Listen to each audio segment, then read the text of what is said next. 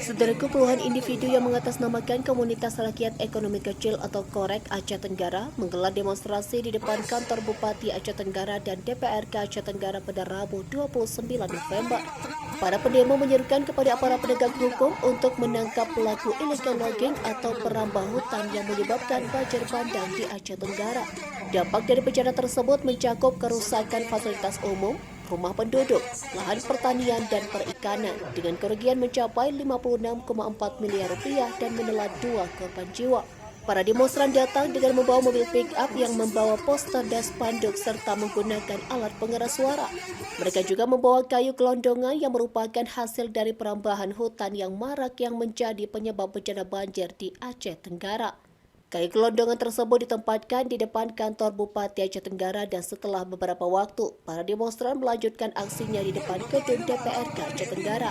Mereka juga meletakkan kayu gelondongan di depan kantor DPRK Aceh Tenggara.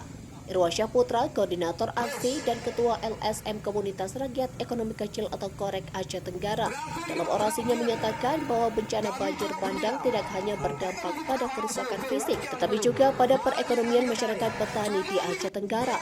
Menurutnya, pemerintah pusat dan pemerintah Aceh memiliki tanggung jawab yang besar terkait dengan musibah banjir bandang di Aceh Tenggara. PJ Bupati dan DPRK Aceh Tenggara diharapkan mampu mengatasi bencana banjir bandang yang hampir setiap tahun terjadi di wilayah tersebut. Irwansyah juga menegaskan perlunya penegakan hukum yang tegas terhadap pelaku illegal logging.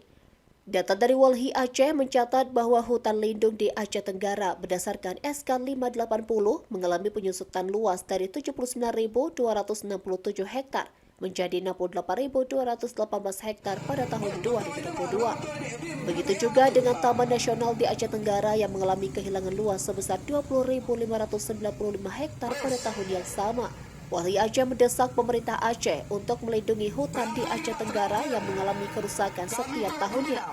Selain itu, mereka menyerukan agar tidak membuka jalan baru, melainkan memperbaiki infrastruktur yang sudah ada untuk menghindari dampak negatif terhadap lingkungan.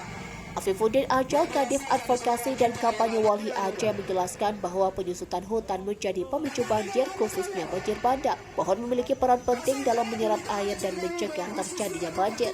Oleh karena itu, penanggulangan banjir juga perlu mempertimbangkan aspek pelestarian hutan dan mitigasi bencana dalam rencana tata ruang wilayah.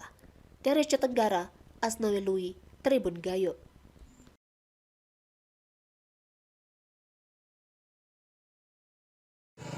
Betul itu mah, ruang betul ini, betul yang mana tu?